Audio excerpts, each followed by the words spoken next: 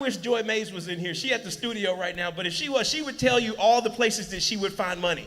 I would have like $500 left in an old sock in the corner of a drawer. She'd be like, she about to throw it away. And I found $500. I was like, oh, snap. I had so much money smuggled in there because I was so scared about being broke. I bet a bunch of y'all probably got a couple $100 balled up in a little itty bitty cube in your wallet right now just in case something happened. Yeah, I do too. I'm still, y'all pray for me. I'm getting over it.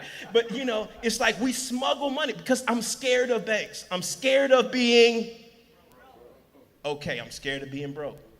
And those are broke habits. And so we are not going to be able to get rich if I'm scared of being. I'm going to need to use leverage because guess what? Wealthy people, what do they have their money? In what? Investments, and they also keep it in banks. And guess what? The money that's in banks, to make more money, what does that money have to do? It has to be lent out. So who would you prefer them to lend it to? Would you prefer them to lend it to people who you are buying from? Or would you prefer them to lend it to you so people can buy your goods and services and your rental properties? Does that make sense? Yeah, so you want the banks to lend money to you so that you can make an even higher return in an accelerated way. Leverage is the most important key. I can't tell you how important leverage is. I'm going to tell you, I still run into people who say, I got all this, it's all cash. Everything I do is all cash. It's cash. It's because you don't ever want to be broke again. You're scared if something happens in the economy, you're going to be broke. You're scared if this happens, I'm going to be broke. If that happens, I'm going to be broke. Broke. It bothers me to life, especially black people. I'm going to let you know right now, for years, you were not allowed to go to the banks. It was off limits for you to go to the bank and get money. And then now we're at a point where you can go to the bank. You have to get out your own head and say, I'm going to go to 5 banks. Matter of fact, this is my challenge for all y'all, is I want you to go to at least 3 banks this week and see where you at. Talk to them about what products you're available, what you have potential to be able to have access to. And I guarantee you, you're worth so much more than you think. And use that to be able to get your freedom back, just like many of us in this room have been able to do in a very short amount of time using the L word, which is leverage. So that is my best job of convincing you that if you are not in real estate, to please stop what you're doing right now, get in the game. And if you are in, but you've been sticking your toe in, I got that property I'm holding on to, and I'm going to rent it, and I don't know, and I'm just doing one of these numbers. Look, 10x, whatever you're thinking. Stop right now. Go get the money and start buying. This is a wonderful opportunity to get the education that you need. Frank's going to come up and give you some education. Go join these different groups. Get in the room around people who doing it and go get that money. It's sitting there waiting for your kids. I ain't say for you. It's waiting for your kids. Your grandkids are waiting on you right now to go to the bank, get access to this money, and go buy some assets so your grandkids can be set up for life. Does anybody want to set their grandkids up for life? The time is right now. And it's not too late. Somebody say with me, it's not too late. It's not too late. This is your time. This is your time. And we're going to do it together. We're going to do it big, Master Builders. Thank y'all very much. God bless you.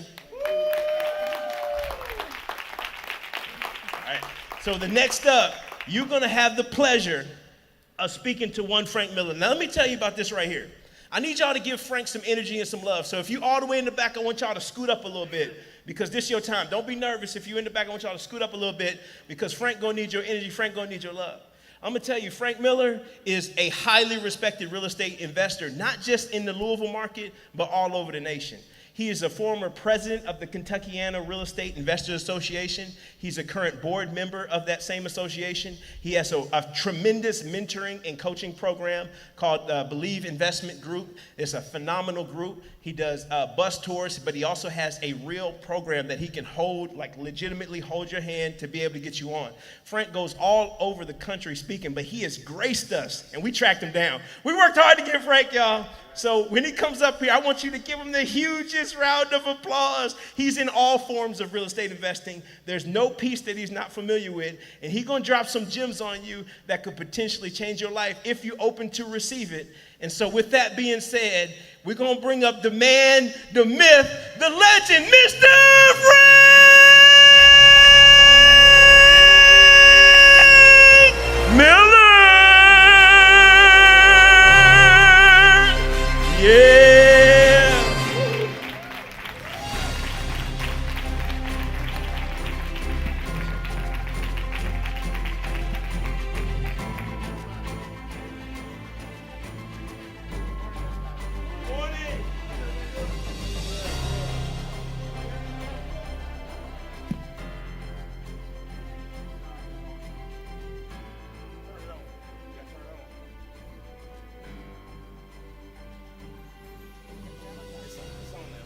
All right, we good? All right. How's everybody doing today? Awesome. So, first of all, give yourself a round of applause for showing up so early this morning. So, thanks to Mr. Ford, thanks for Mr. Mays for inviting me out today. So, here's the thing, what I'm here for you guys is number 1 is motivation, number 2 is to inspire, and number 3 is to educate. Are you guys okay with all 3 of those? Okay. How many people want to be motivated today? Raise your hand. How many people want to be inspired? Raise your hand. How many people want to be educated? Raise your hand. Okay. Just a little bit about me. So when I started out in real estate, I've been doing this for 19 years. So I started out working at a company called DHL. It's like UPS. I was a delivery driver. I was there for 10 years. I was making $11 an hour. Okay? And if it wasn't for this moment of real estate, networking with like-minded people like what's in this room today, then I wouldn't be where I'm at. Okay? So I worked at DHL for 11 years, making $10 an hour. Next thing you know, I fell into the real estate. I was watching the TV show one night. There was 3 o'clock in the morning. I got off at work. I seen this infomercial come up, and it was this guy standing in front of this jet in this Lamborghini, right? Like they all show, right? So what I did was, I was like, all right, so is this really true? So I bought his books and tapes, way back when, tapes, 19 years ago, okay? So I bought his books and tapes, and I put that little bit of knowledge that I got into work here in Louisville. So I was born and raised in Louisville, Kentucky. I'm proud to be in this city, and I'm proud to do what I'm doing to better the lives of individuals in this area, okay? So if you guys are ready to learn how I did it, and hopefully I'm going to give it back to you guys. If you guys are ready for this, give me a round of applause.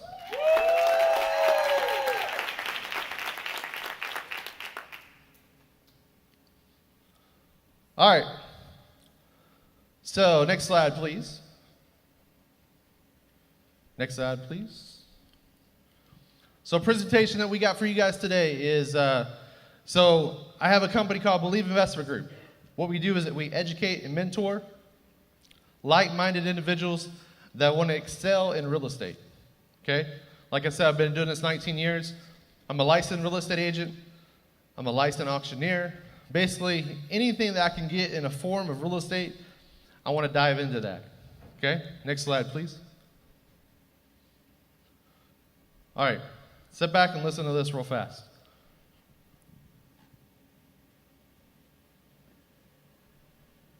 Successful person has to do, including you.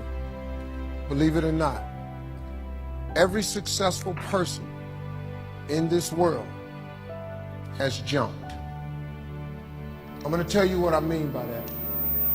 You are going to have to jump. You cannot just exist in this life. You have got to try to live. If you are waking up thinking that it's got to be more to your life than it is, man, believe that it is. Believe in your heart of hearts that it is. But to get to that life, you're going to have to jump. I'll tell you why I call it jumping.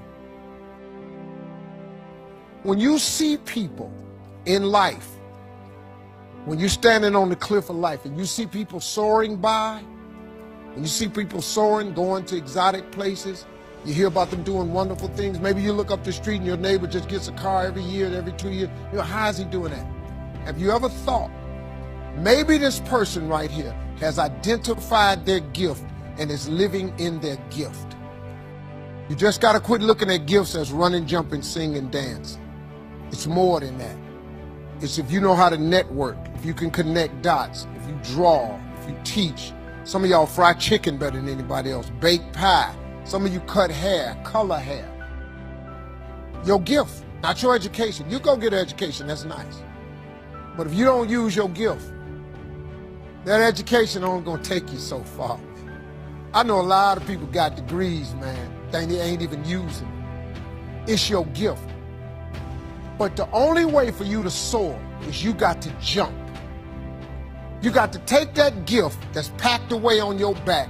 You got to jump off that cliff and pull that cord. That gift opens up and provides the soil. If you don't ever use it, you're going to just go to work. And if you're getting up going to work on a job every day that you hate going to, that ain't living, man. You just existed. At one point in time, you ought to see what living's like. But the only way to see what living like, you got to jump. And here's the problem. Let me just be real with you. When you first jump, let me tell you something. Your parachute will not open right away. When you jump, it's not going to open right away. You're going to hit them rocks. You're going to get some skin tore off on them cliffs. You're going to get all your clothes tore off. You're going to get some cuts on you. You're going to be bleeding pretty bad. But eventually, the parachute has to open.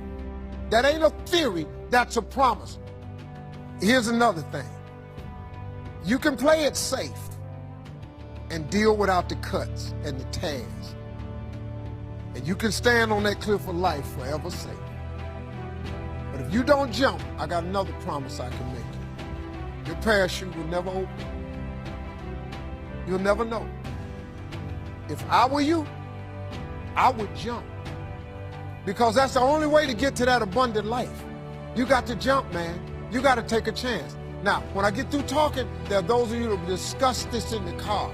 Well, I got bills. Whether you stay on the cliff or you jump, you're going to have bills. Well, if I quit my job, I'm going to ruin my credit. If you got a job, you live in check to check. Even if you got A1 credit, you can't buy nothing else no damn way. At one point in time, man, do yourself a favor. Before you leave this world, before you die, jump. Just jump one time. Just jump. Thank you very much.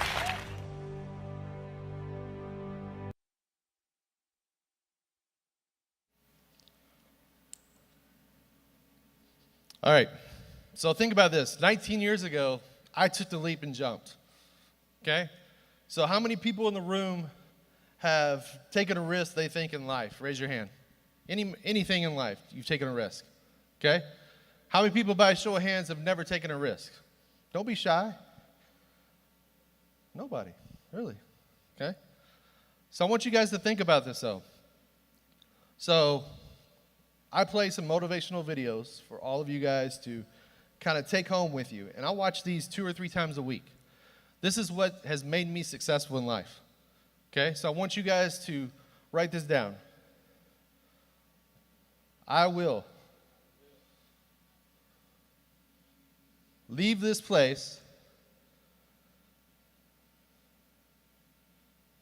I will leave this place and challenge myself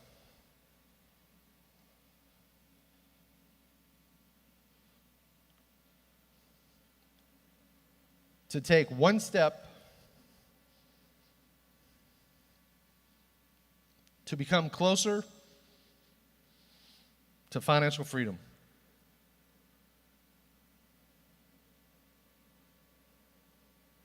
Now, what does that look like for each individual? Everybody has a different path. Everybody has a different way to get there. But at least go and take that leap. Next slide, please, Shannon.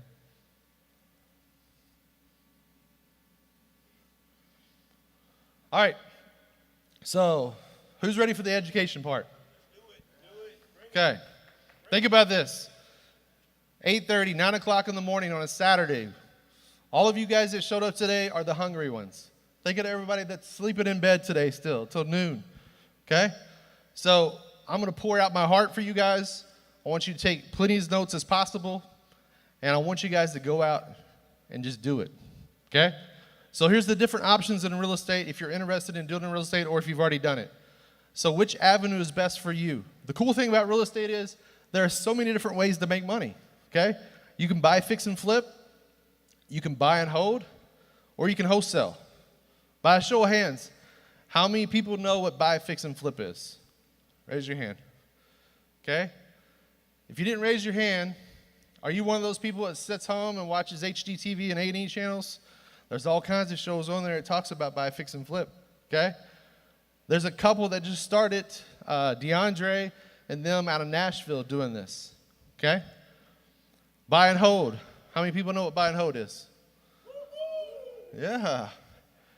Mr. Ford, Mr. Mays, they know what they're talking about when they got up here talking about that. What about wholesaling? How many people know what wholesaling is? Okay, only 10% of the room. So here's the cool thing about making money.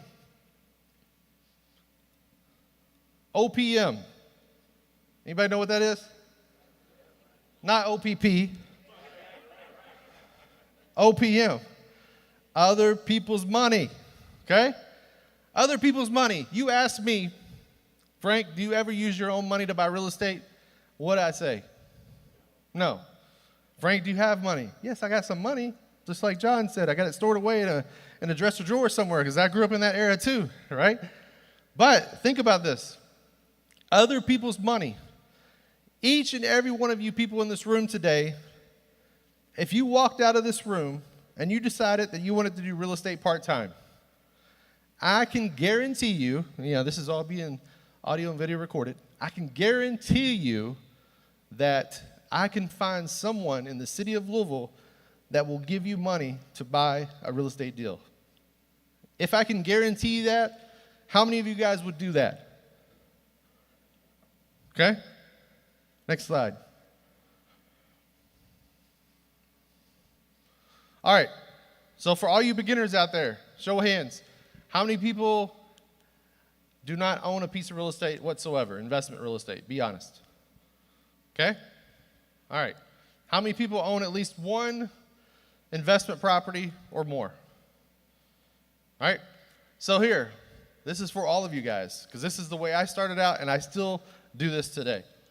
So focus on one or two things in the beginning. Don't try to learn it all at once. I want you guys to get a quick overview of each, and then I will decide what you want to learn more about, okay? Because like I said, there's so many different ways to make money in real estate. So what I've done, and the reason why I have succeeded so well over the past 19 years is that I've diversified, okay? So I've done anything possible you can do in real estate, and I still do it today. I buy, fix, and flip, I wholesale, and I buy and hold. We've actually started dabbling in Airbnbs and short-term rentals, okay? What I want you guys to do is I want you to focus on one thing first and try that and see if it's for you. If it's not, then step into the next format. So I want you guys to commit to learning about topics daily and don't be afraid to ask questions. I have spoke at numerous events throughout the years since I've been doing real estate. And I've been in auditoriums with 300 or 400 people. And believe it or not, all the people that show up to these events, I maybe get 2 or 3 questions because everybody's afraid to ask questions.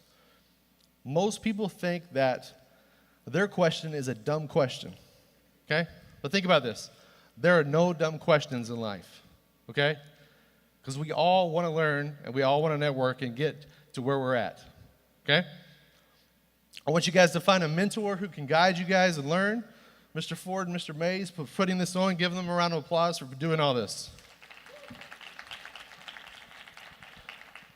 Because if it wasn't for events like this, then there would be no give back, okay? Just think about this. All of you guys are here for free today to get all this education, okay? How many of those events around town do you think go on a weekly basis or a monthly basis? Maybe 1, maybe 2, okay? You know how many people usually show up at those? 50, 100 people. But you know how many people usually take action? 5%. 5% usually take action, okay? And that's the whole reason why I enjoy showing up to these events, because basically what I do is I show up to this stuff to get you guys the motivation, to inspire you guys to go out and take the action. And then even after these type of events, I reach out to you guys. You reach out to me, and I'm trying to coach you up to say, hey, what have you done today to make yourself better, to get you to the next step? Okay? So I want you guys to work with others who already do it.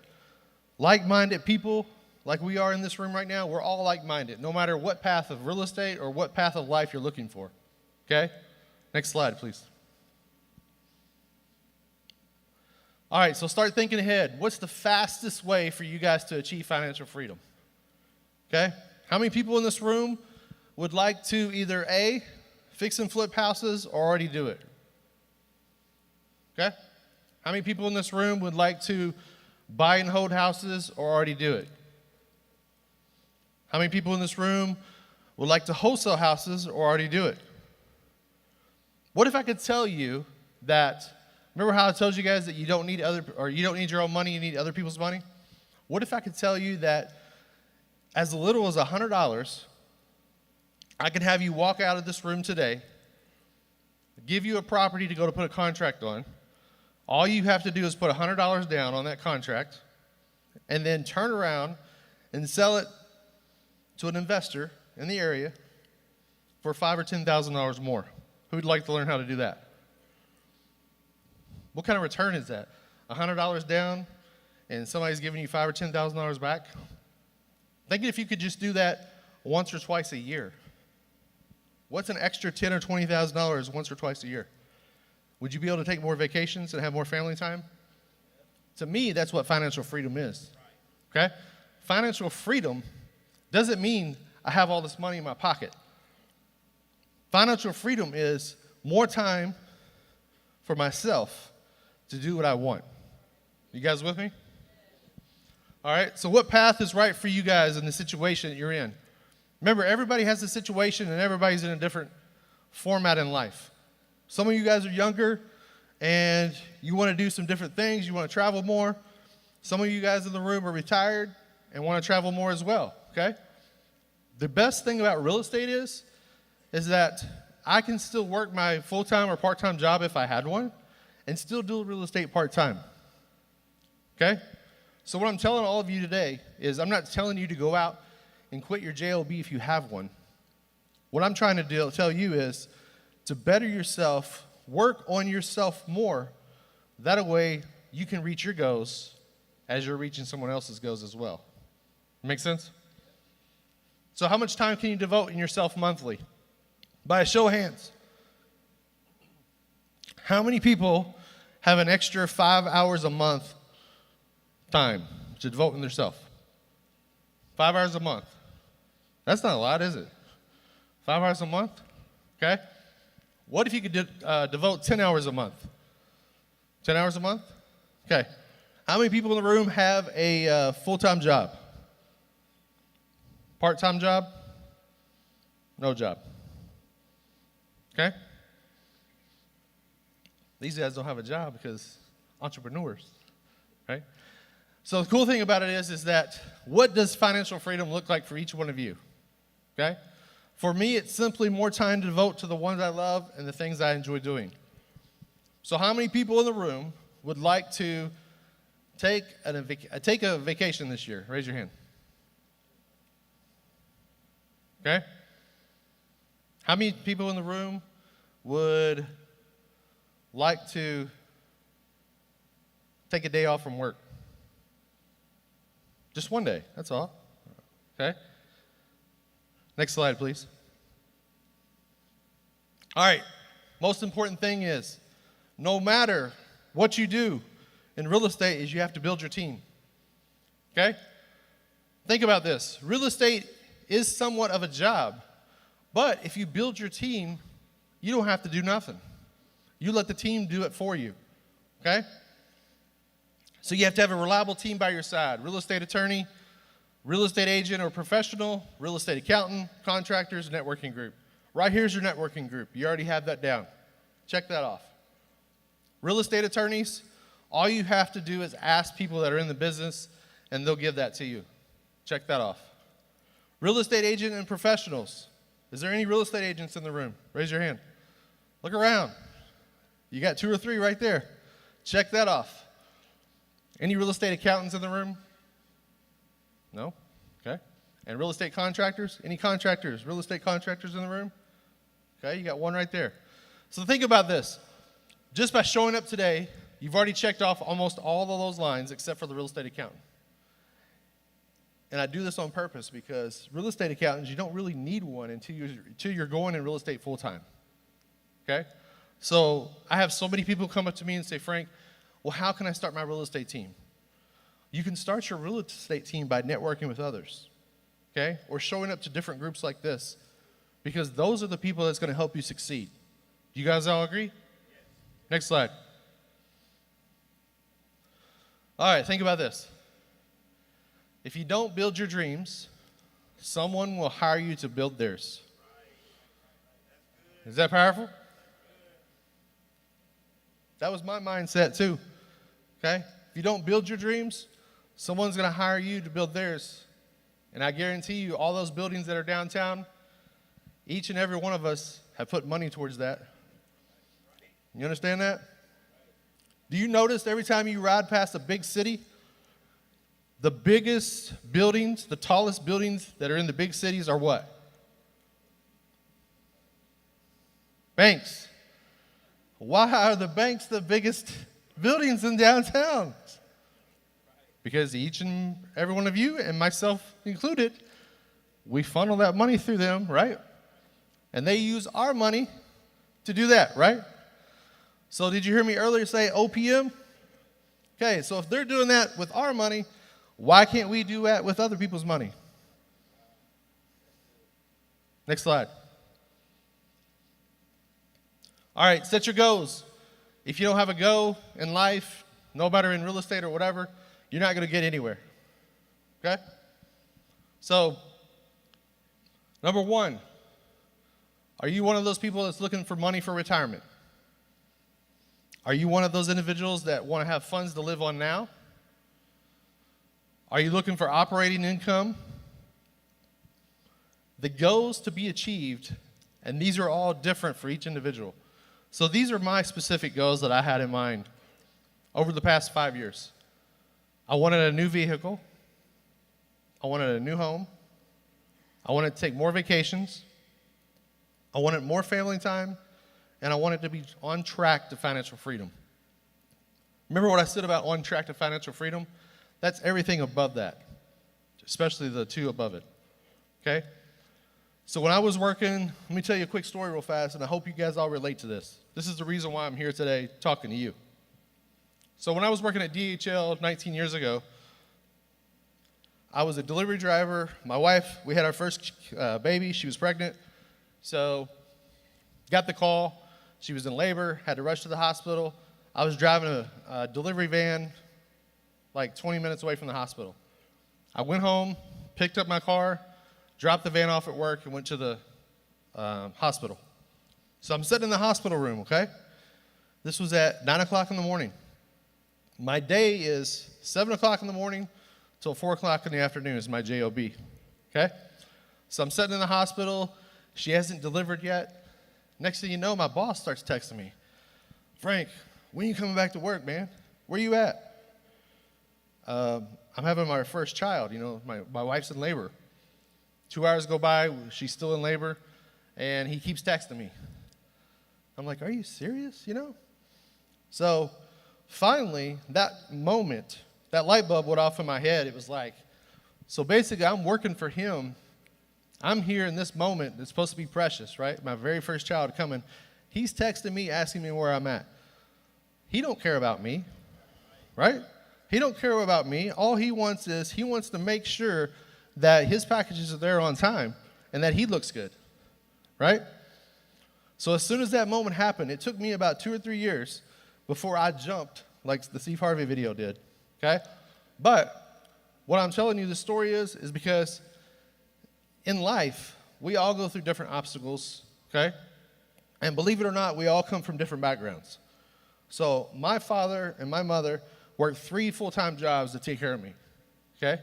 So the whole reason why I'm standing here today trying to pour back to you guys and give back is because I want to see you guys eventually, no matter what step in life it is, I just want to see you guys jump and take a leap.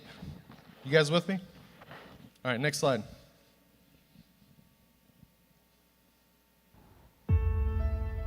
Let me tell you something you already know. The world ain't all sunshine and rainbows. It's a very mean and nasty place, and I don't care how tough you are, it will beat you to your knees and keep you there permanently if you let it.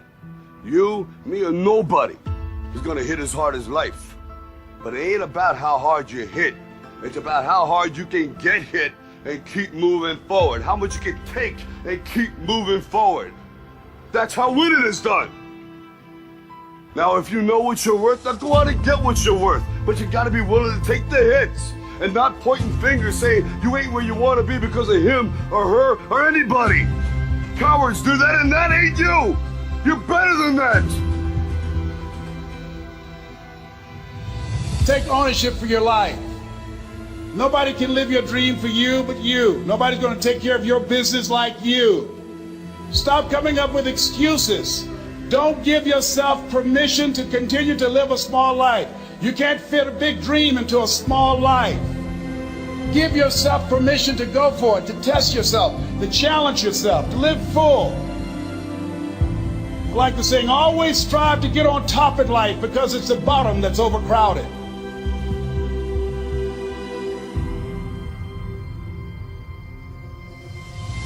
So find out the reasons that you do what you do. Find out the reasons that will make you strong, that will make you walk by faith and not by sight, that will make you pursue your dream when everybody is against you or don't believe in you no more. And let me tell you something, that's a lonely feeling. It's a lonely feeling, particularly people that you're doing it for, or people that stand to benefit the most, or people who should be the #1 members in the encouragement club, but they end up saying, you can't do it, and they become members of the discouragement club. Oh, it hurts very badly. I know what that's like. Have people that you love close to you that look at you with that look and say, why don't you try something else? Why don't you give up? I said, but this is my life. I have got to do this. I said, look, don't cry to give up. Cry to keep going. Don't cry to quit. You already in pain. You already hurt. Get a reward from it. Don't go to sleep until you succeed. There's something in you that tells you this is not it for you. You have not peaked here. There's more in you that you're expressing. Eye has not seen, ear has not heard, nor has entered the heart of mankind what's in store for you if you challenge yourself, if you persist and persevere, if you take ownership for your life. Create what you want. You have the power in you to do more than you can ever begin to imagine, to control your destiny, to make a difference in our children, to make a difference on the planet, to make an impact.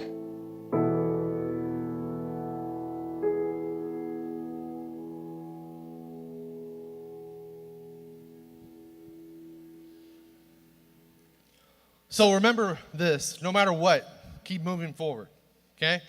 So impact, it's a big thing. Trust me, you guys are gonna get told no a lot.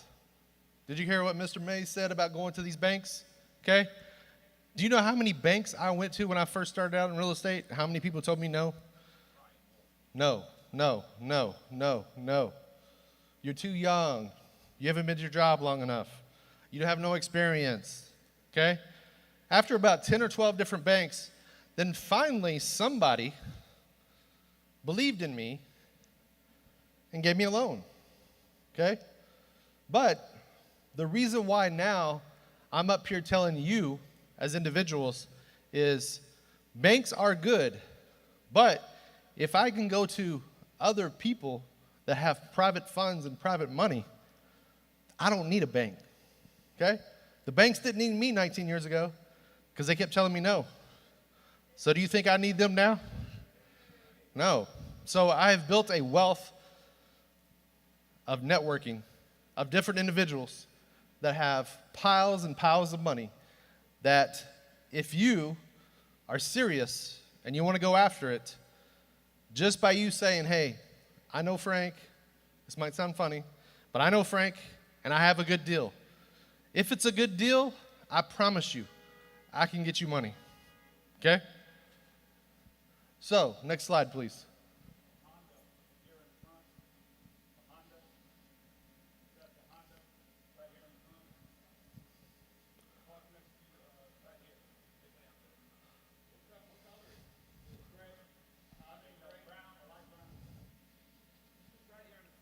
Light ground Honda, please step outside.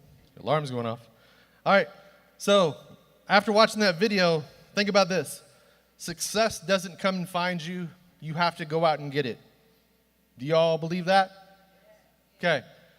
You're not going to get a silver plate landed in your lap, okay? Unless you grew up or came from money. And I'm sure most of us in this room did not, because I know I did not, okay? So think about this. You have to go out and get it. So what that means is, when this forum is over today, I don't know how long you guys are going to be in here in this room today, but when this forum's over, reach out to one another and network, okay? Because you don't know what type of person is sitting next to you. You don't know what they do, okay? There might be, don't raise your hand if you are, there might be a big banker in here. I apologize for what I said earlier, if you are a big banker, okay? But, okay, you might be somebody in this room that can help the next person out next to you, okay? So, real fast, next slide. So how to find good real estate deals. Write these down real fast. What to do after you have found the deal. Next slide. So we're going to take the leap. We're going to find a deal first. These are the quick steps that I want all of you guys to do. You're going to find a deal first. If you can't write down fast enough, take a snapshot. You're going to research the deals. We're going to make the offers. And then after we get the offer accepted, moving forward, we're going to get an inspection. We're going to negotiate after the inspection. We're going to find the funds and close the deal. Now, some of you guys might say, well, Frank, this is backwards. You got finding the funds at the bottom. Don't I need to be pre-approved before I go get a deal? Did you hear what I said earlier? If it's a deal, I can find you the money. If it's a deal, I can find you the money. Don't go out today and try to get pre-approved at any bank if you're wanting to do real estate. What you do is you go around and you find a real estate deal first, and then we'll get you hooked up with the money. Is everybody okay with that? Okay. Do you guys like doing it in reverse? I know I love it. Next slide. All right, so these are options where you can find deals. Now, if you've heard me speak before, you cannot participate. Everybody got this? I'm going to say it one more time. If you've heard me speak before, you cannot participate. Nietzsche, okay? Tori. All right. So, option to find deals. Newspapers. Be totally honest. How many people in this room subscribe to their local Courier-Journal paper? Raise your hand. John, you've heard me speak before. Nietzsche, you've heard me speak before. All right. There was 3 people in this room that raised their hand. We've got about 75 people in this room. 3 people raised their hand. The reason why I do this every place I speak is because, think about this. I've spoken to auditoriums of 300 or 400 people, and 3 to 5 people normally raise their hand in that attendance, okay? So the way I started out in real estate and the way I still do it today, and I don't work for the Courier-Journal. Anybody here work for the Courier-Journal? Okay. So, go get your Sunday paper. So tomorrow morning when you get up, go get the Sunday paper. It's $2.75 at the gas station. Open it up to the Sunday real estate section. Turn on the back page. And then I guarantee you there's going to be 5 or 6 different auctions on the back of that page with real estate. Okay? Now I want you guys to think about this. If only 3 or 4 of you people in this room are doing it, and only 3 or 4 or 5 people are doing it in a room full of 300 people, do you think there's a lot of opportunity there? Okay? Quick story real fast. And we were talking about equity and leverage, right?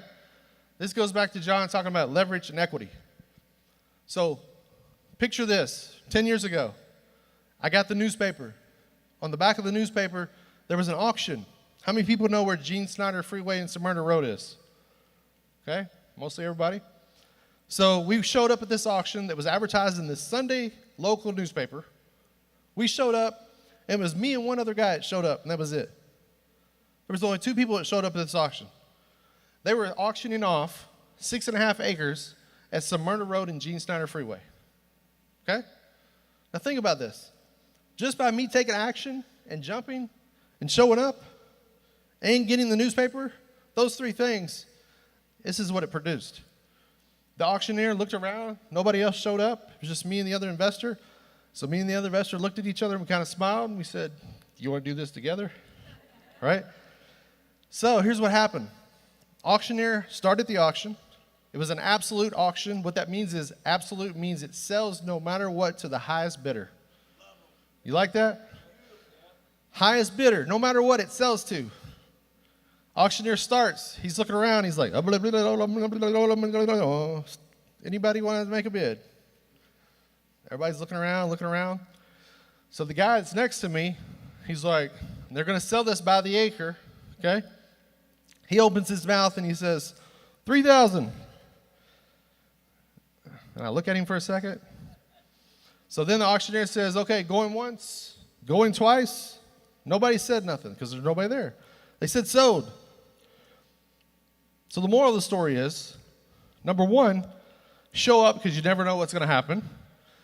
We bought 6.5 acres at Gene Snyder and Smyrna Road for 3,000 times 6, $18,000, 10 years ago. We still own that property today because it's the buy and hold method. And today that property is worth $450,000.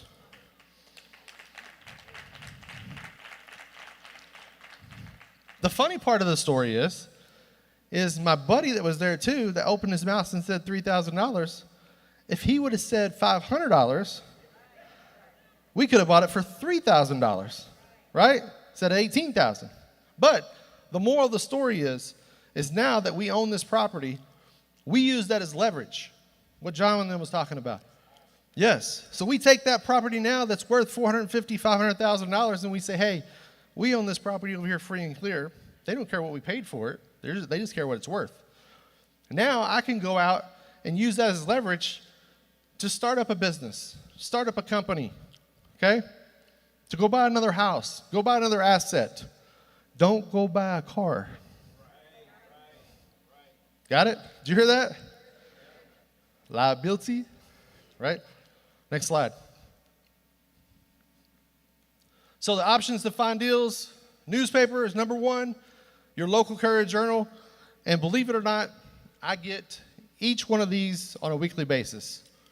The Pioneer News is in a different county, Spencer County, Oldham County, News and Tribune is in Henry County. The other way to find deals is real estate investors. You have cash buyers, wholesalers, retailers, landlords, and assigners. So, how many people, by just listening to that story, you think it's worth $2.50 to go get a Sunday paper tomorrow? So thinking about that investment, I spent $2.50 to get a Sunday paper. Next thing you know, I have $450,000 sitting in my lap now after 10 years. Okay? Next slide. Is this good? You want me to keep going? Yeah. You sure? Yeah. All right. Real estate agents, bank-owned agents, HUD agents, repo agents, BPOs, and retail. I'm going to skim through that real fast. So a bank-owned agent is just basically a real estate agent that sells bank-owned houses.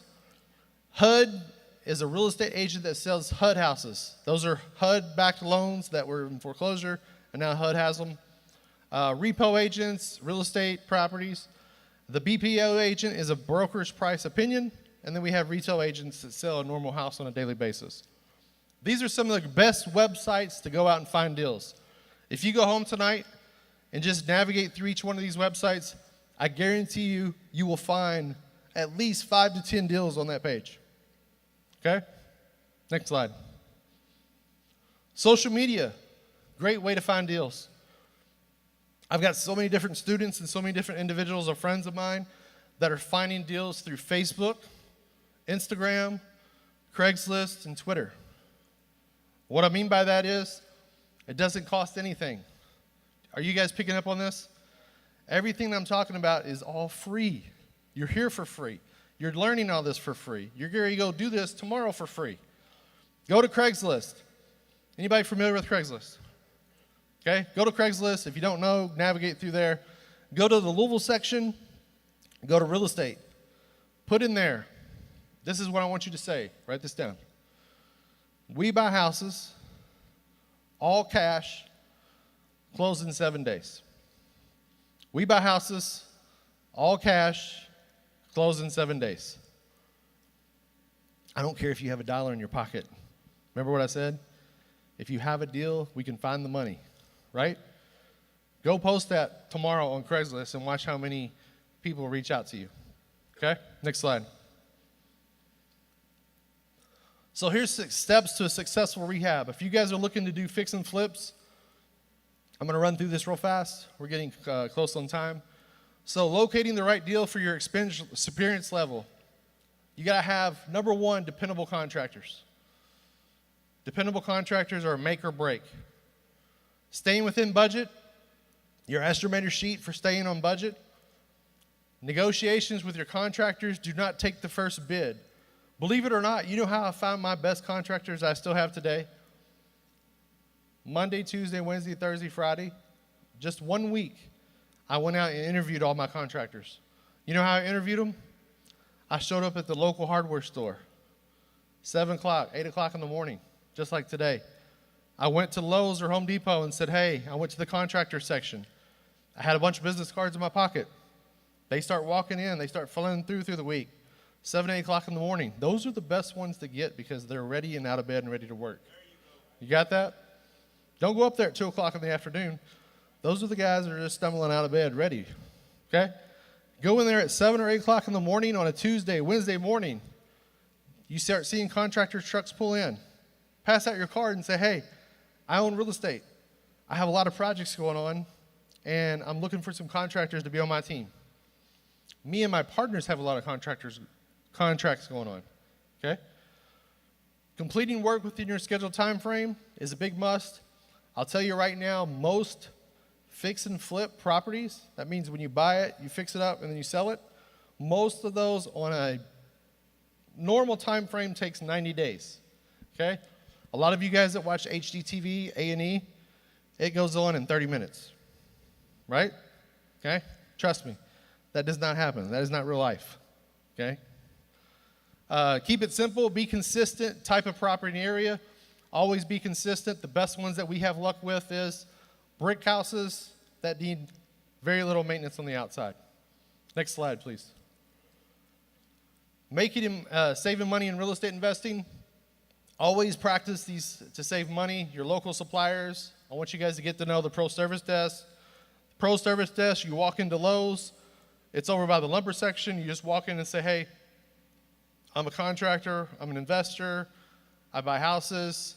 Can you set me up on your free account? They have a free account that you can set up on. I want you guys to keep it simple. I want you to stick with the same materials.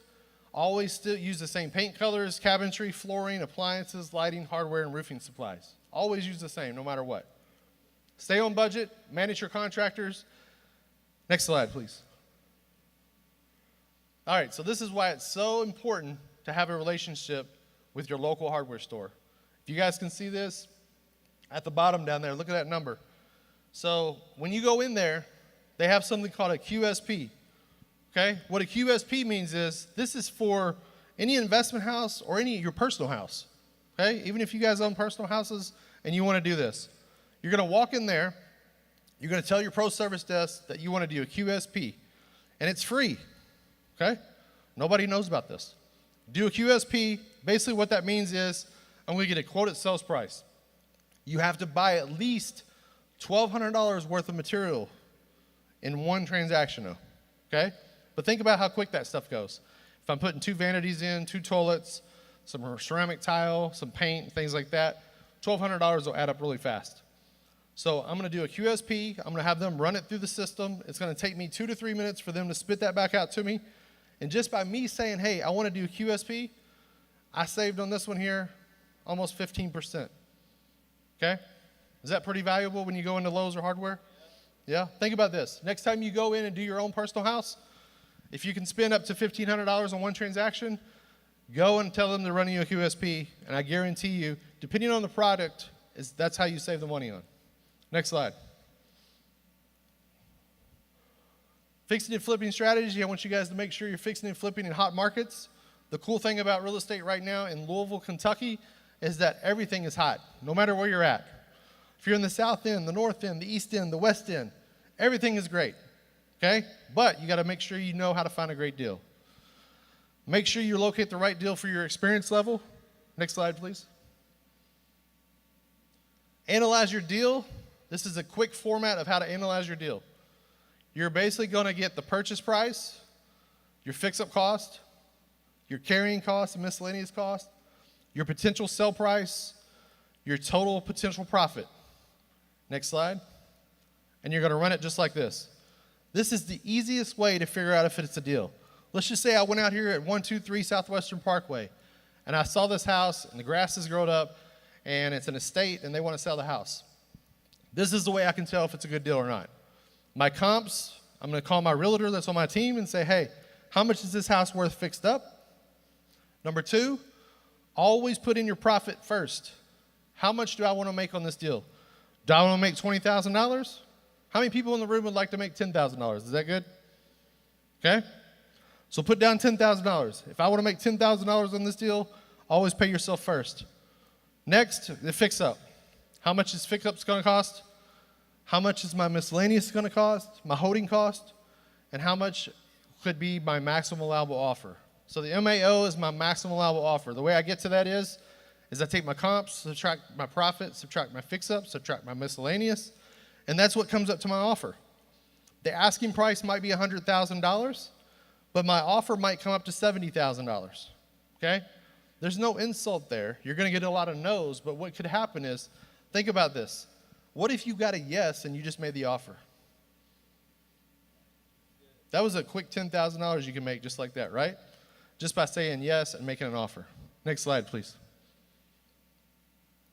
These are some past results of some people that are individuals or friends of mine that have been through a course that we've done. So as you can tell here by looking at the numbers, they bought the property in 2018 for $71,914. And then about 4 or 5 months later, they turned around and fixed it up and sold it for $139,900. They walked away with a check after everything's said and done for $42,000. So let me ask you guys this question. By a 4 or 5 month project, walking away with $42,000, is that a good deal? How many people would like to do that? If you didn't like to do that and you didn't raise your hand, you're still asleep this morning. Okay? Next slide. Think about this. Successful people build each other up. They motivate, they inspire, and they push each other. Unsuccessful people just hate, blame, and complain. Do you guys have a lot of people in your life that are like they're at the bottom where they hate, blame, and complain? Yeah? A circle? What I suggest you guys do is, at the top, I want you guys to hang out with more people that are like-minded, that are going to push you, that are going to motivate you and inspire you, like this group does, okay? By showing up here and being a part of this, I promise you, you will always walk away with something that's going to help you in life. Next slide. Another past student, real fast, Joe and Kim and Michael, that was a fix and flip. If you look at that, they bought it for $77,500, and they turned around and sold it for $155,000. Took them about 3 or 4 months to do that. They made about $42,000 also on that one. Next slide.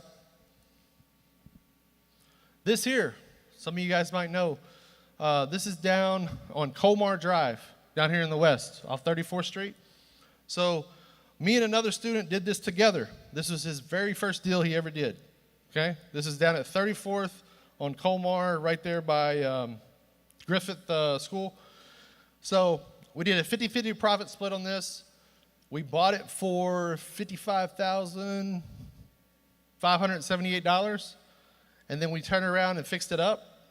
We sold it for $129,000 in 2019, and that was when the market really wasn't even that hot yet.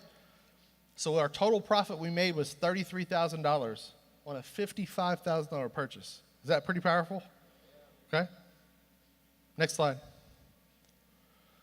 Look at these guys. Horatio and Dominique. They live over in Shively. This was their very first deal. Let me talk about stepping out of the box and taking a leap here, okay? Listen to this real fast. They live in Shively, Horatio and Dominique, okay? They took a leap. They went to an auction site off one of those sites I showed you guys. They bought their first house in Bullitt County. Now think about this. They're driving from Shively all the way to Bullitt County to do an investment deal. Think about the time they took back and forth and back and forth.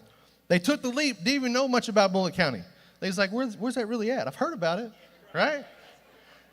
So here's what they did. They took the leap 90 days later, they fixed the property up. I went by and looked at it, and I was like, man, I'm so amazed. You know, you guys did excellent for your very first deal. They sold it, and they sent me this picture on Facebook. They said, look, here's our check, and look, we got the bubbly now going too. I think they made like, I can't really tell, but I think it was like $54,000, okay? Now think about that. If you did one of those a year, or if you did one of those every 2 or 3 years, is that a good thing? Is that a great thing? Okay, next one.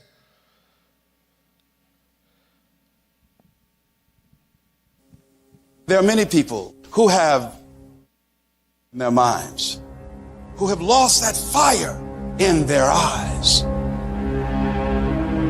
who because of the experiences of life have said, no, I can't do that. A lot of people never try anything differently because they have been convinced by people in their lives that they can't do it. They're living within the context of the opinions that other people have of them, the low expectations. Many people doubt themselves because when they thought about doing something at some critical point in their life, somebody they respected and honored, someone they trusted said, you can't do that. And they accepted that. People's opinion of you is none of your business, nor should you make it yours. Someone's opinion of you does not have to become your reality. It's not what they say about you that matters. It is what you say about you that threatens your destiny. You will never be defeated by what they say about you. You will be defeated by what you say about you. What would your life be like if you decided not to care what people thought of you? What would your life be like if you decided to give up some of your fears? What would your life be like if you decided to become courageous? So if you're at a place in your life and you ain't happy with it, you have to change some things. But you have to make a conscientious decision that you're going to change. And it's not dependent on anybody else. It don't matter what your mama think. It don't matter what your coworkers think. It don't matter what your siblings think. It don't matter what your children think. It don't matter. They have nothing to do with it. This decision is yours and yours alone. Ridicule is the price of vitality. You are going to divorce yourself from the crowd. You are going to be met by the naysayers, the critics. They're going to laugh at you. Your job is to fortify your interior core where it doesn't matter if people call you crazy. Your success in any level creates an opportunity for envy. The only way to avoid it is to stay down. If you lay dead, even the animals won't bite you. The risk of being bitten is the cost of getting up. And you have to decide, are you so concerned about being bitten that you're willing to spend the rest of your life laying dead? Or is there something pumping down inside of you that says, bite me or not, I'm getting up. I'm going to be the best me. I'm going to do all I can do, even if it risks you hating me. I'm going for it. Every negative comment should trigger you into productive action. Every time somebody says something to you, you should go do whatever it is that is going to make them have to eat their words. Right then, right now. Don't give in. Don't be like everybody else. Don't give up. Don't settle because things are hard. You have to live your life with the expectation that great things are coming your way. You have to expect it. Start working and developing yourself now and prepare yourself for what it is that you want because you expect to get it. Whether you think you can or think you can't, you're right. You gotta see it before you see it. You gotta see yourself healed. You gotta see your family whole. You gotta see your future. It's you. You're going to determine the outcome of your life. You're going to determine whether or not your life is exciting or whether or not it's boring. You look at your life, you look at what you produce. Is it giving you what you want? Are you living on purpose? Are you living your dream? Are you acting on your ideas? Are you doing all you can do? Have you gotten comfortable? Are you challenging yourself? Are you experimenting? Are you learning something different? Is your life an adventure or is it boring? You got some idea, some dream that you might have to go back and brush it off and look at it again. and say, I've got to do this. This is my stuff. This is what I'm supposed to do. This is why I showed up. Where are you going with your life?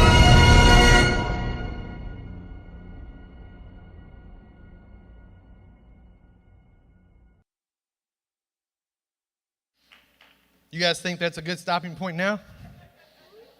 All right. So before I turn it over to Pastor real fast, pull up that slide, the last slide here for me. All right. I want you guys to stop being afraid of what could go wrong. I want you guys to start being excited about what could go right. Okay? So usually I do this for a reason. So next time you hear me speak, next time you come to one of my speaking engagements, I hope that you set up closer, okay? Because what happens is, I was one of those people that sat in the back of the room 19 years ago. I was shy. I didn't want to network. I didn't want to talk to nobody. So what I try to do is I try to inspire and motivate people every time they see me to show up to sit closer now, okay? Do you guys do that at church? You want them to sit closer, right? So here, next time you see me speak, you better be sitting closer to me, okay?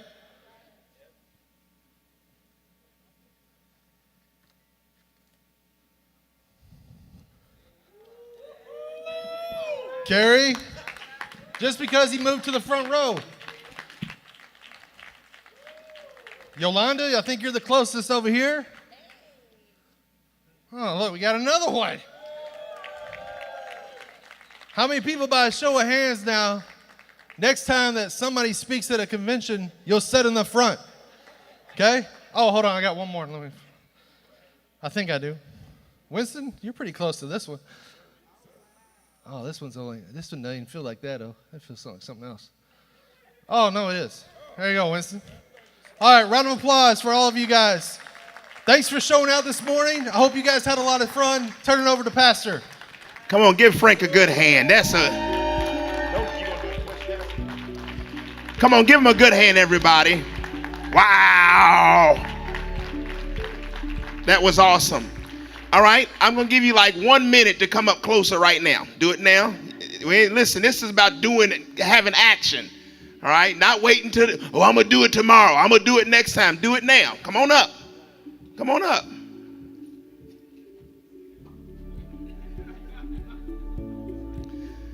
I want you to get ready.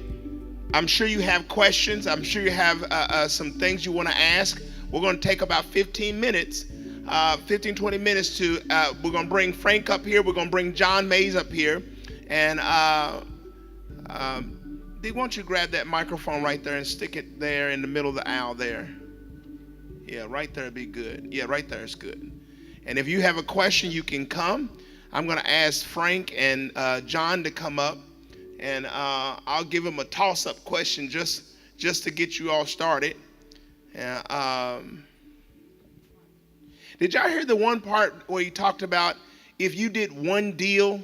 Did you see that? If you did a deal and you made $30,000, would that help somebody in their year? Come on, raise your hand. Would that help somebody? Seriously. All right. So if you did, how many deals would it take to replace your total income? For many of us, it ain't that much. All right. So you can do this. I want to throw the first thing I want to ask was about the bank, and this is to either one of you, and that is how do you prep? How do you prepare? Because John told us you need to go to 4 or 5 different banks right now.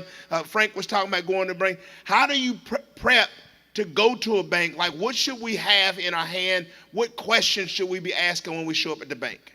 I think that's a real good question. I'm glad you asked it because a lot of us are scared of banks. Of course, Frank talked about finding a deal. To do that, of course, you want to make sure that you understand. He's saying know the value of properties, understand how much stuff is worth, learn how to generate a deal, get that knowledge first.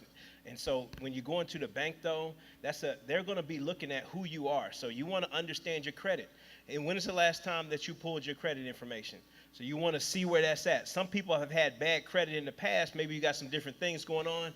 Understand they are going to be looking at credit, but you don't have to have tremendous credit if you got a great deal. But at the same time, when you go into the bank, the better credit. Also, your W-2 income. really get a good understanding of those income you're going to need to be able to produce those W-2s. That's good information. The bank wants to see how much risk that you are. And so actually, a lot of us think a job is a bad thing now after you heard Frank talking and you heard me. Y'all over here, dang, I'm tired of my job. Nah, you should be excited about your job. That's your best business partner that you got. Is that they can use that.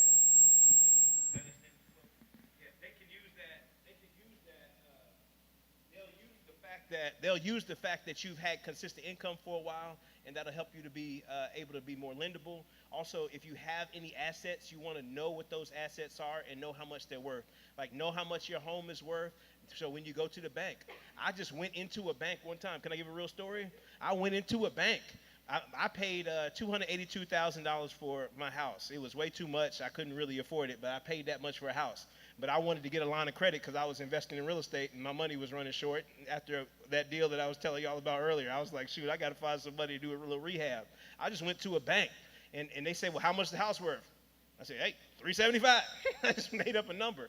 And you know what they gave me? They gave me 90% of the difference between what I had on the loan and the random number that I pulled out of my head. So, have an idea of your assets, have an idea of how much they're worth, and those things will help you as well. And then if you all are familiar with having a sheet that can show you your net worth, how your assets and your liabilities, if you can have that information, that's good. But once again, just going in with that basic information I shared should be good. You got anything else? I just want to add one thing to that. So think about this. Being presentable is everything. First impression. Okay? So what I want to say is, 19 years ago when I started out doing this is a true story. I went out and rented a suit. Okay? I rented a suit. And I walked into the bank. And just because I was sitting there in a suit, it made me feel a little bit more personal to them. Does that make sense? Yeah. Because they're behind the desk. They don't get to see what we do on a daily basis. Now, after 19 years, I maybe wear a suit once or twice every year, okay? But to make my first impression on that banker, I walked in there and did that. It took me 5 or 6 or 7 times to get no's, but what I want you guys to think about is that first impression, like today, when you meet somebody in this room, your first impression, you're going to remember that person, okay? That's all I wanted to add to that. That's great. One thing I want to remind you all, how many of y'all nervous if you go to a bank or something? How many of you would feel nervous? I want to just let you know, like, it's okay. It's okay. Go in there anyway. And Frank said he went to how many banks before you got your first one? 10. I went to like 6 myself. All right? So just chalk it up. The first one's going to be no. So what? You'll learn in the first one. You'll learn now, you know better, ask a bunch of questions, look like an idiot, feel like a dummy, but then walk out and say, well, I'll know better next time what to say, right? And you'll get better and better at walking in the bank. Give us your first question. Buy, fix, and flip's pretty self-explanatory, so it's buy and hold, but I just wanted you all to explain, and what is it, wholesale?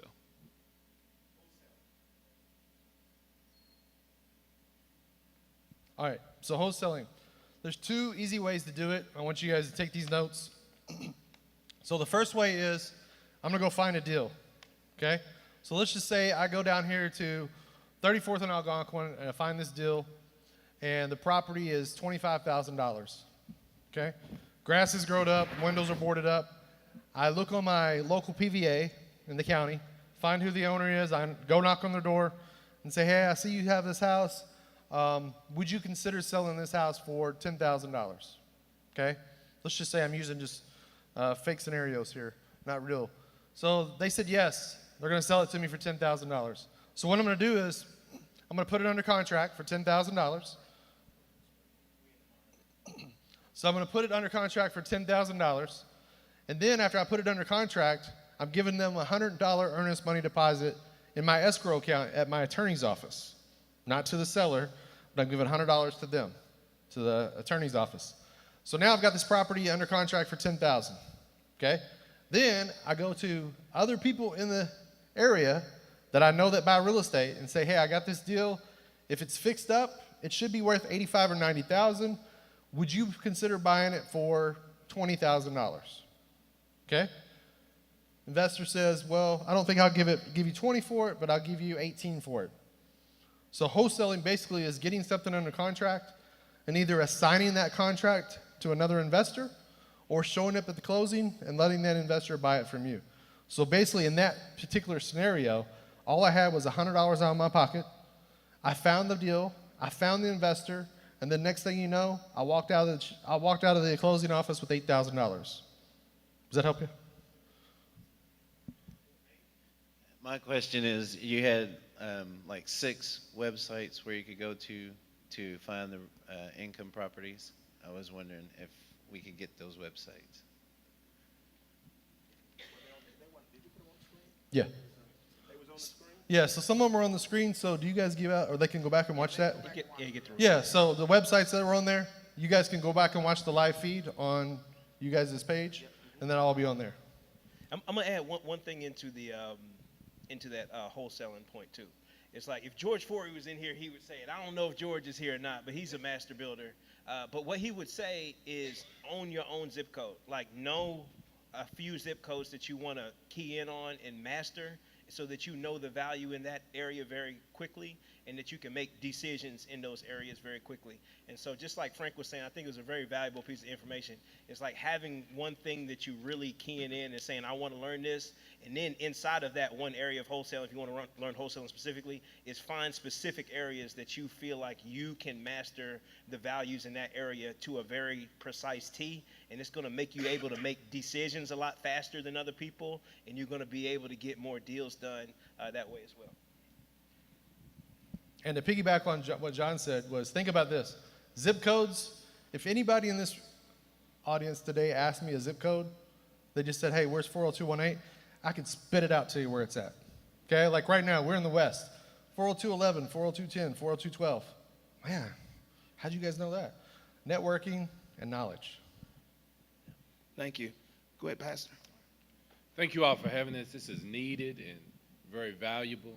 The question I have is, on the fix and flips versus the buy and holds, are there different formulas to use when you're trying to determine the cost?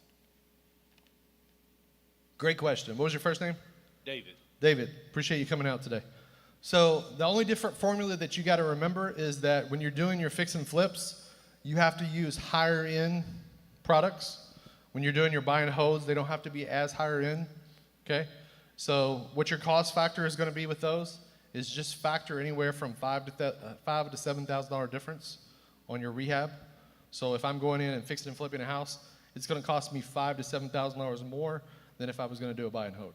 Does that help you? And I'm gonna add into that specifically for West Louisville. I'm a West Louisville investor personally. I live in West Louisville. I invest in West Louisville. It's like if you have a fix and flip, the ARV that you're looking at may be different if you're coming to do an appraisal. Like if you're doing the Burr method. ARV? The ARV, that's good. After repair value. Okay. So what it's worth after you get finished to a banker or an appraiser in this area, if they're looking at a rental property, sometimes they appraise them lower. But if they're looking at a end product that went to a first-time home buyer or on an FHA loan or something, those are higher appraisals. So you can change your budget for how much you can put in it, based on if it's going to be a rental or if it's going to be a buy and hold. Did y'all write that word? Did y'all write that ARV down? ARV, after repair value, very, very, very important word. If you are trying to look at the discount, if you want to wholesale it, you use 70% off. Mm-hmm. Is that different if you're going to buy and hold? That's my number. What's that? Yeah, Frank says 80. I'm cheap. I'm at 70 all day. I'll just be picky. I'll just need to look at 50 more, and I'll just wait until I know. Like that's my security. I told you that thing that wants to hold on to the dollar. It makes me all right. Well, I'm just going to have to spend an extra couple hours a week researching more than what other people would because I got to get that extra security feeling that I got a really great deal. But remember the one thing though is that I want you guys all to remember this: you make your money when you buy. Right. Okay? So you make your money when you buy. So it has to be a good deal for you to make money. Yeah. Just because you're going out there throwing offers out and it's not a good deal, you might not make any money. And if you do make the money at the end, you made the money when you bought it. Right. So I want you to remember that. Frank, you speak earlier of getting the deal first, and it really is counterintuitive to all of our thought process. Most of us would go, I got to get the financing first. Like, would you speak to that piece again, just to make sure, whichever one, like you need to, why should we get that deal first? And, why is that the most important part? The reason why I explain that to everyone is because, first of all, it's fear. Most people are fearful of going to a bank. Yeah. Most people are fearful for asking their kin, their family member, a friend, or an investor for money, okay? So number one is I want you to get past the fear part of it, okay? Number two is the reason why I say go find a good deal is because when you find the deal, I promise you the money will come, wherever it's at, okay? If you don't have a networking circle of real estate like-minded people and you find a deal, if you call up John, call up Michael, call up me, we'll find you and we'll direct you in that area where you can get that deal financed at, okay? Or let's just say this, what if you find a deal and you decided you didn't want to get the funding, you don't want to go through the fix and flip process, you don't want to wait 90 days for some money, then bring us a deal after you find it, and then we'll cut you a check for $5,000 or $10,000. Are you happy with that? So think about this. To get past the question is the fear, first of all. And the other reason why is because there's been so many people that I know that have went out and tried to go to get loans from banks and kept going and kept going and kept going. They kept getting the no. They got discouraged and never did it. They just stopped, yeah. Okay, they just stopped. Yep. Okay? You guys saw that last video. You got to keep pushing forward. Okay? Does that help you? I think it's great. Yes, ma'am. As you're calculating your expenses for repair, approximately what would be the miscellaneous amount you'd set aside, ballpark fee? Yeah, I'll do that. It really varies on your experience level. When I was first on, I probably needed to add in a 50%. I call it a stupid tax. Just to use straightforward language. Seriously, there's stuff you don't know.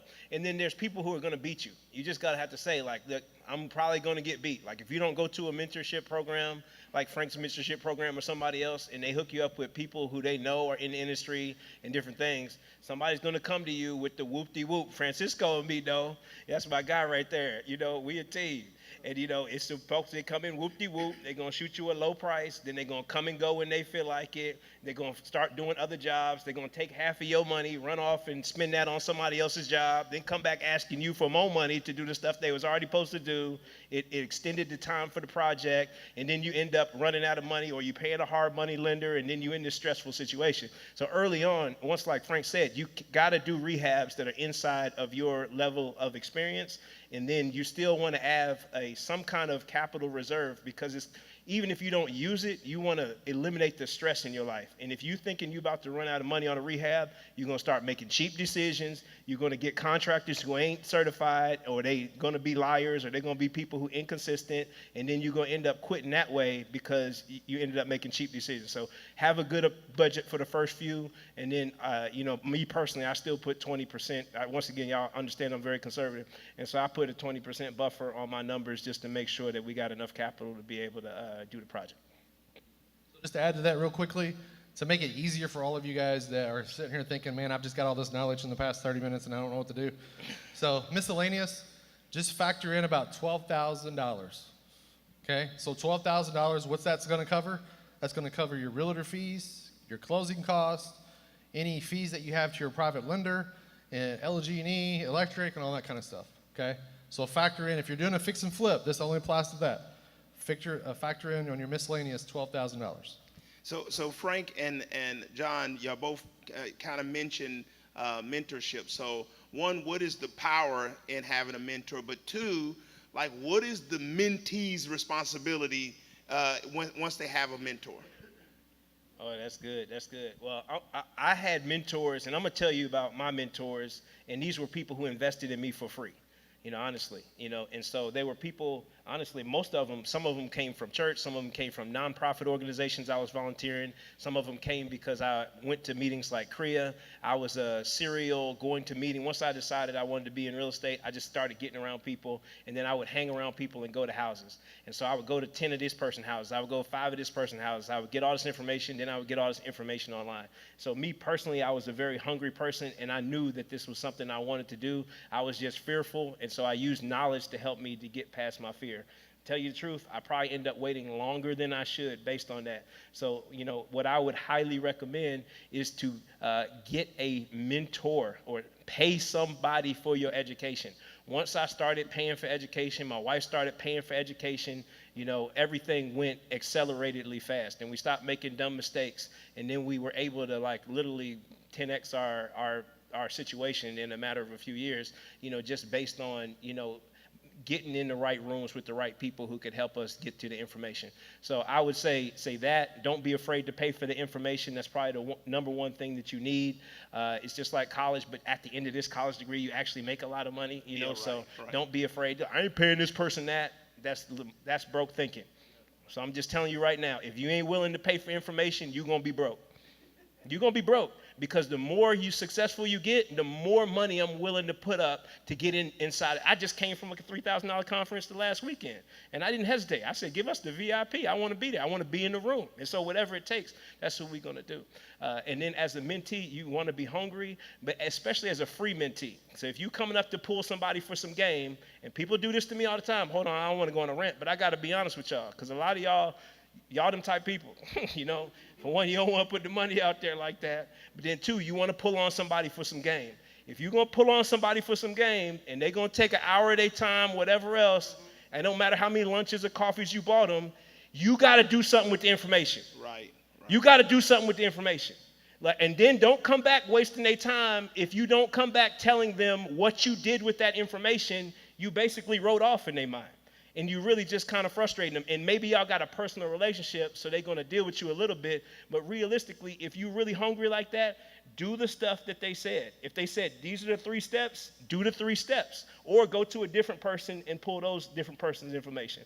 And so do the different things. It's going to take a level of humility. You're going to have to let your defenses and guard down and then go in there and actually do the things that somebody's sharing with you to do. So just kind of to second it, everything exactly John said, education. No matter how you get it, if you get it for free, if you pay for it, okay? Because if you're out here trying to figure out what to do and you don't have any education, I trust you're going to do it the wrong way. And you're going to learn the hard way, because what's going to happen is I've seen so many people think they can do it on their own without education. Next thing you know, they get into a bad deal and they lose $10,000, $15,000, $20,000.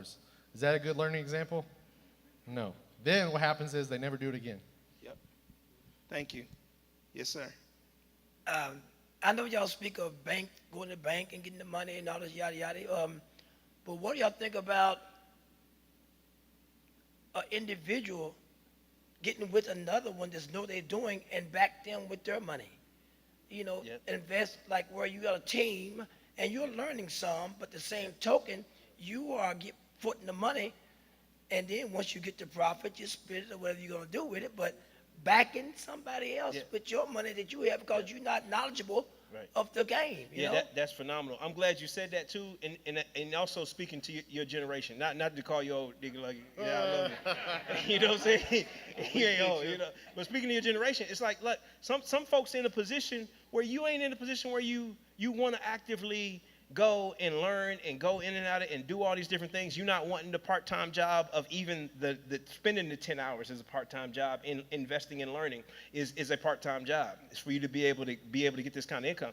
Well, if you that person, but you have some money, you valuable. And I'm telling you, nigga, look, come see me. I got a deal coming up right now. And see, here's the thing. But here's what we're not willing to do oftentimes. Can I call us out real quick? Is if you got some money in your retirement, you'll trust the algorithm on a computer with your money before you trusted me. You'll trust somebody who's ain't even get an associate's degree, but they put the suit on and they sitting at a desk broke, and they'll give you advice on what to do with your money, and you'll take it. Yes, sir. And they're gonna say, you got people this year, the S&P is down 21%, and they'll say, hey, you're only down 18%. I got you covered, big guy. Those safe investments we did. Yeah. But for me, I'm up exponentially, but you aren't going to give me your money because we don't, you know what I'm saying? Hey, I don't know. John just want to get rich. You know what I'm saying? Oh, he want to get some new rims on the Escalade. Yeah. It's like that. You see what I'm saying? Mm-hmm.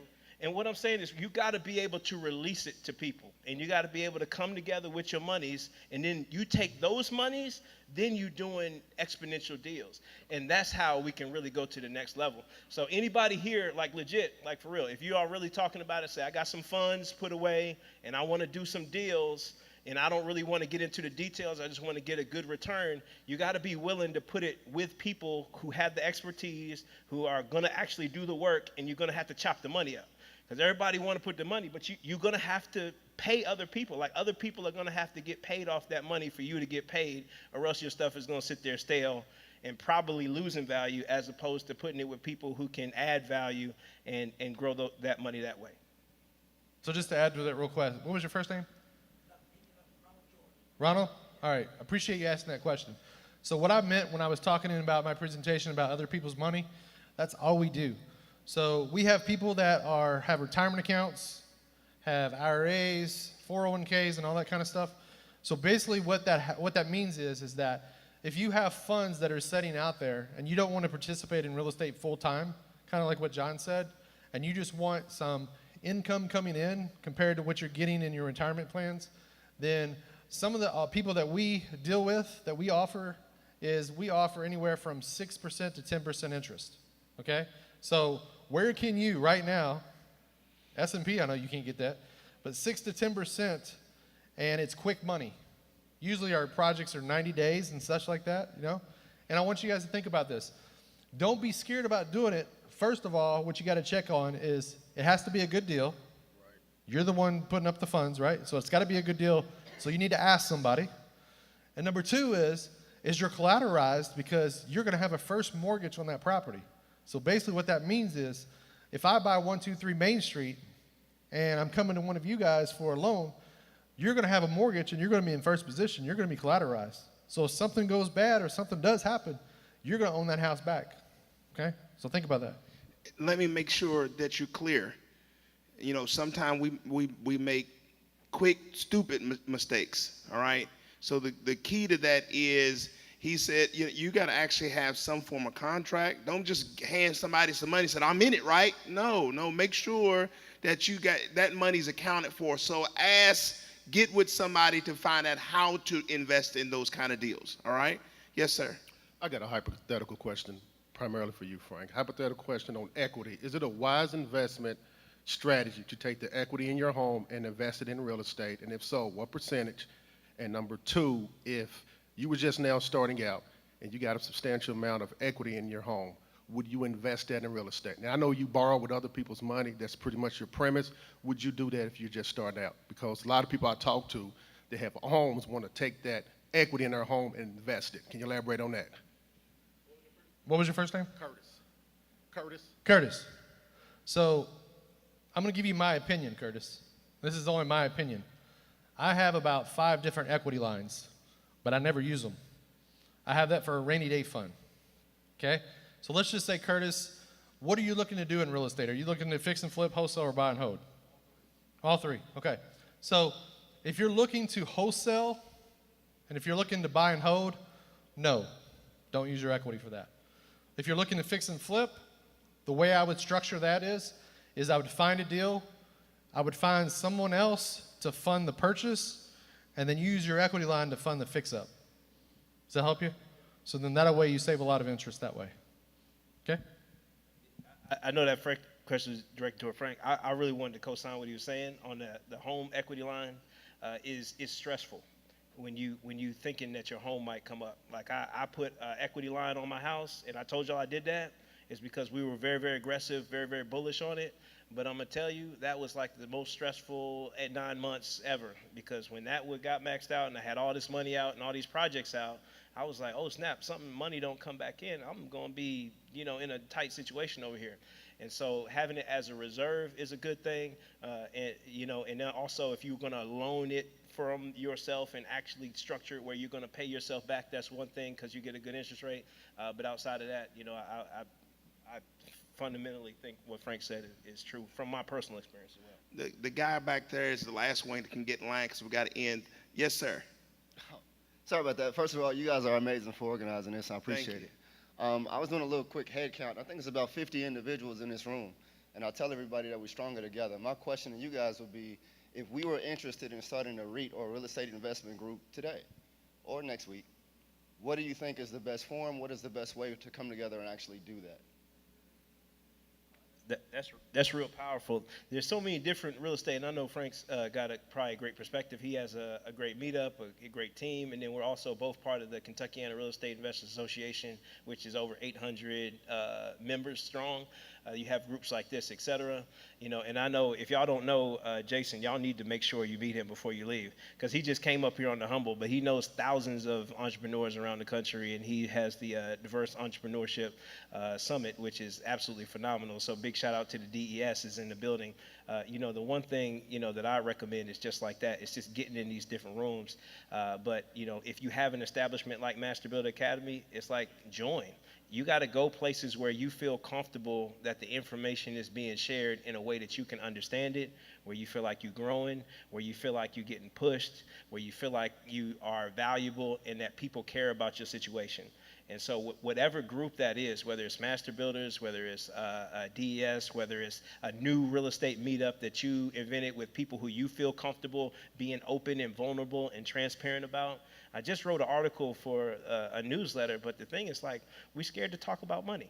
I grew up in a house where we didn't talk about real numbers. Like, it's hard for somebody to come up and talk about, I got 100,000 in equity in my home or 200,000, but you're like, we don't want to talk about it because we didn't talk about money. It was off limits. Like, we could talk about everybody's baby mama drama. We could talk about all this situation that was going on. We make fun of our cousin. You know what I'm talking about? We could talk about everything, but you talk about mom, you don't talk about the bills. You don't know nothing about these bills. You're going to pay some of them, baby? I'm serious. The only time we talked about money is I can't afford it. That's how much I thought everything cost, was I can't afford it. In quotation marks. I can't afford it was the price. And then my rainy day fund, was how do you invest? And the answer to that was what? Put some money in the bank for a rainy day. Yeah, because you never know. And there's more to it than that. And so talk about money and get in groups where you feel vulnerable enough to share your personal information. And so whatever group that is, get in that group. Yes, sir. Yes, you mentioned the 3 forms of real estate. When you find a property, do you go in with a preconceived method that you want to use, or you base it on the numbers from that deal? Good question. What was your first name? Michael. Appreciate you being here today. So basically the best thing to do is, are you new kind of in real estate, getting started? New? Okay. So what I would suggest is get one of your team members, which is a real estate agent or an investor or contractor, to show up at a project with you and say, hey, if you're not familiar with how to do the scope of work, then have them kind of do it for you. Remember how I told you guys that it's powerful to have a team on your side? Right. I don't want you guys all doing this on your own, okay? Have a team on your side, and this is a free team. When I say free team, they're gonna do all this work for you, because hopefully later on down the road, you're gonna give them the listing, you're gonna give them the contract to do the rehab, okay? So the basic to kind of answer the question is that when you go out to look at a project, make sure you have the scope of work, make sure you have somebody with you that's gonna know what to do or explain it to you. I don't know if that kind of answers the question, but it's, John, did you add anything? I think you hit it. I think that was it. Did you feel good about it? All right, that's good. Yes, sir. Good morning. Good morning. First of all, I want to say, first time impressions, forgive the way I'm dressed because I don't like wearing shorts in church, but my brother-in-law told me about the Master Builders, and I had to come by and check out Mr. Frank here. I'm going to say one thing. I hate real estate business. I mean, you almost have to have a passion for it. However, my background, I've been overseas for many years, and I got some friends that are pushing me to go into container housing. Are you familiar with that? And so if you own some property and things like that, I'm just kind of curious to get your understanding on, possibility of investing in that. Yeah, so I know a little bit about that, just a little bit of knowledge of what I've learned about throughout all the years of doing this. So we used to buy a bunch of vacant land, or vacant lots in the West, over on Cypress Street, in those areas. And what we used to do is we would buy the lots, and then we'd sell it to our investors or our developers, and they would bring in these kind of what you're talking about, prefab homes. And they'd put them on top of there, and then they would either rent them out or sell them. So it's a great idea to do that too. If you want to talk to me after this, we can talk more about it. Last one. Well, he kind of answered my question, but my question is, who offers financially for flipping houses, different types of loans and lenders? Because I know there's private, there's hard money, fintech, like cash out, refinancing. Could y'all touch bases on it? Yeah, I'll share a little bit about different types of money. Just like I said, we was a little bit aggressive on the leverage side. We got a slightly higher risk tolerance than some, so I've used basically anybody and anywhere that you can get some money from. But a hard money lender, if you come to the Kentucky Real Estate Investors Association meetings, there's a bunch of hard money lenders there. They're part of the program, and what they do is you come with a good deal, and then they, based on your experience and everything, but most of the time, if you're a part of that organization, they'll find a way to lend you the money on a good deal, and that's a really good way, especially for a fix and flip project, or even if you got a project you wanted to keep for the long term, add some value to it, and then go to a regular bank for traditional financing. One thing I do want to say is stay away from large banks. Stay away from Bank of America, Chase Bank, Wells Fargo's. You want to use local banks. Go to places like go to River City. That's a good one to get started with. You can go to Republic. They got a lot of paperwork, but they got loans. You can Park Community. It will cut you a loan. L&N will cut you a loan. Who else? Commonwealth will cut you a loan. It's Old Southern Bank will cut you a loan. There's a bunch of different banks and local credit unions that'll cut you loans. I like the small town banks. I like the ones that aren't specifically in Louisville, but they got a small town and they got like way too much money in that small town, so they got to invest in Louisville. So if you bring them deals, they don't care. They think Louisville's Louisville, so they'll just lend it. I have my favorite lender. They don't even have electronic applications. They got a piece of paper. You just fill out the piece of paper and you got to fax it to them. And so yeah, you want one of those type, who is really based on relationship. And so that's a big piece about banking that most people don't really get. That's why I'm telling you to go talk to all these banks so you can get comfortable, so you can form a relationship. Because these people in these smaller banks, they have higher positions. In a higher position, so in a Chase Bank, this person's a manager. They don't have any decision-making authority. But if they go to a mid-southern bank, well, now all of a sudden they're the senior VP of lending. And this person can say, oh, well, I like John. I trust John. Oh, hey, is Frank? Oh, Frank? Yeah, baby. Yeah, Frank. Yeah, he's cool. I'm not going to worry about such and such and such. He's low risk. That's my guy. And so you want to start forming those kind of relationships. And the only way you can do is by meeting a bunch of different people, and then also continuing to go into these different meetups, because that's where you can find bankers who want to lend money to people like yourselves and forming those relationships as well. Just kind of to add to that real fast, I want you guys to think about this. If you go to a big bank, you are just a number, okay? Think about this. You've got Mr. Smith here in the office that's taking your application, and then you got 5 people up the ladder trying to make a decision just on that piece of paper that you submitted, right? But kind of just like what John said, is that if you go to all these small local banks, believe it or not, here's the ones I like, okay? Write this down. Any bank you see that's next to a cow pasture. What's that tell you? Is that I go to all the small counties around Louisville and I shop. And the reason why I do that is because the guy that's sitting in that office is the guy that's going to make the decision. It's not nobody up the chain, okay? So like for instance, the other day I went to this small bank way out in Eminence, Kentucky. I walked in, I presented myself and I said, hey there, because they're used to seeing all these guys walk in with overalls and bibs, so it doesn't matter what the first impression is, right? So I walk in there and I say, hey, I've got this house in Louisville I'm looking to rehab. And we sit down and we talked a little bit, and then what that person does is they get on the phone and call around. So do you know Frank? What do you know about Frank? Is he a good guy? Is he good for his word? Next thing you know, I get a loan, okay? Hey, we out of time. Give them a hand, everybody.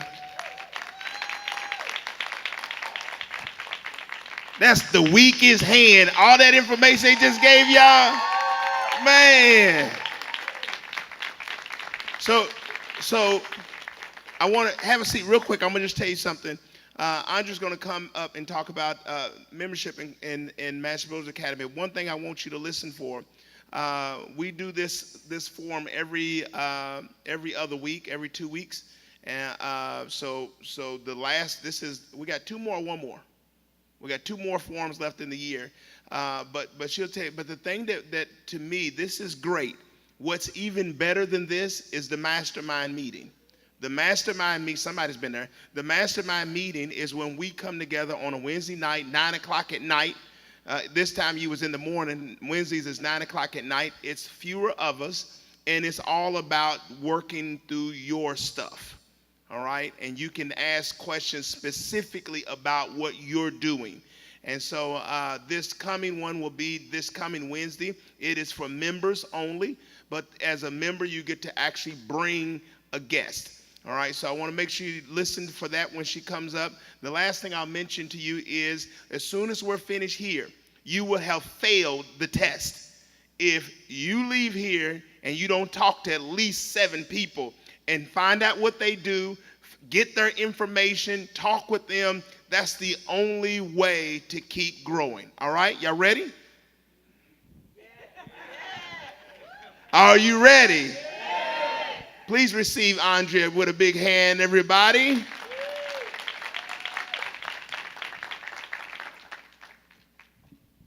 Good morning, Master Builders.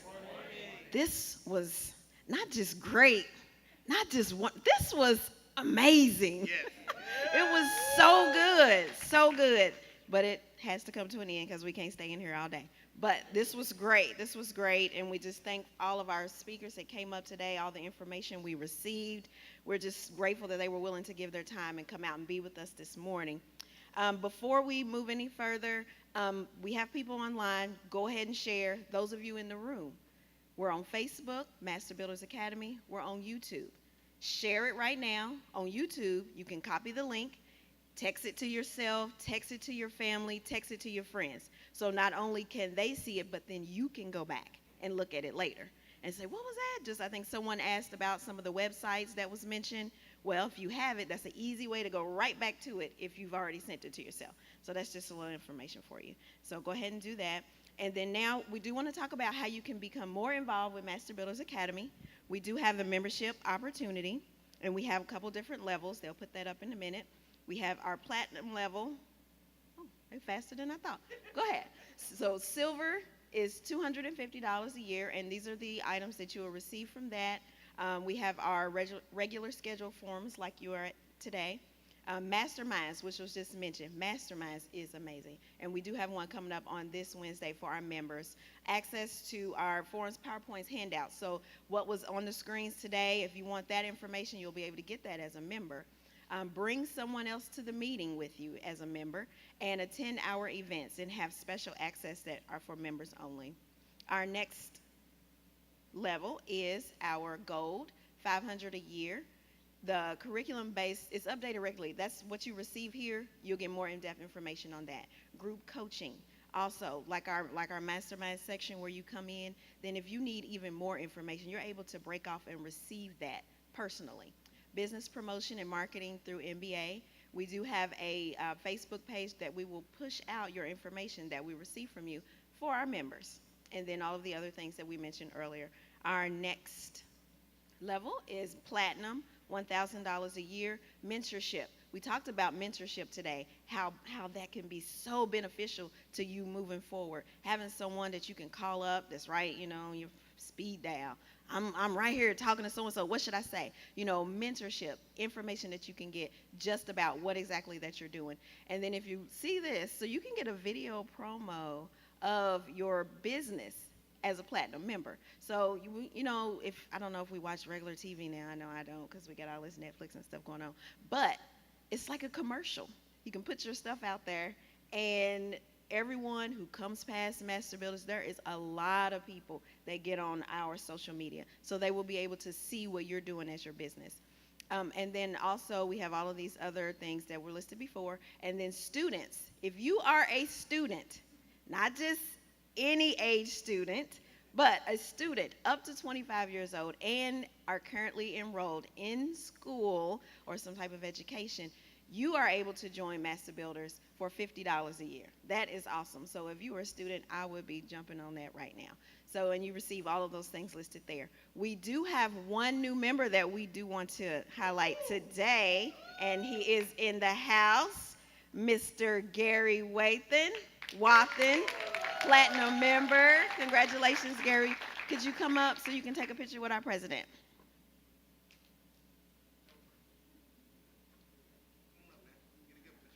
President Michael Ford, Vice President John Mays. Right. Wonderful, wonderful, wonderful. And then for anyone else who would like to become a member, you can just go to the website and click Become a Member. That website is masterbuildersacademy.org.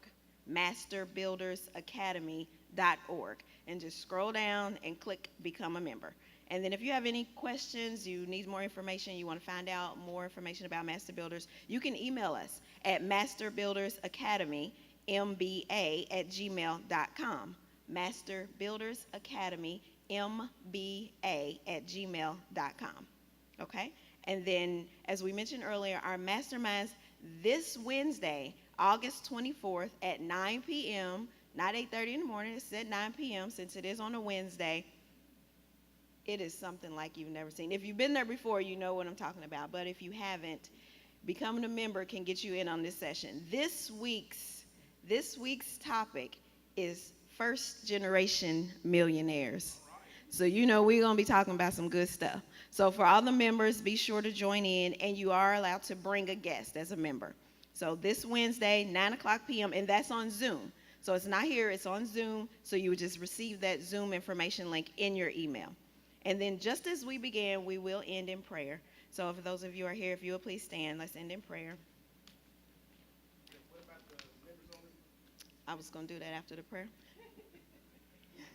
Members, while we're talking about members, we do have a networking for you and a little food refreshments in the first room on the left down the hallway. For those who are already members, you can do that. But before you leave the room, please network as well. And then if you will bow your heads. Lord God, we just thank you for allowing us to come out this morning. We thank you for the opportunity for us to share and to learn together. Lord, we just thank you, oh God, for all the things that we received, so much knowledge, and we pray that you would just help us to move forward with it. Help us, oh God. Show us how to take action, and we just thank you for it, Lord. We pray, oh God, that you would watch over us, watch over our families, heal the sick in our land, oh God. And we pray that you would bring us back once again, oh God. Show us what to do as we leave from this place. And we thank you and we bless you, oh God. In Jesus' name we pray. Amen. Welcome, everybody. One last thing, our next two forums are September 17th and October 1st. September 17th, October 1st, and we'll see you all on Wednesday evening, 9 p.m.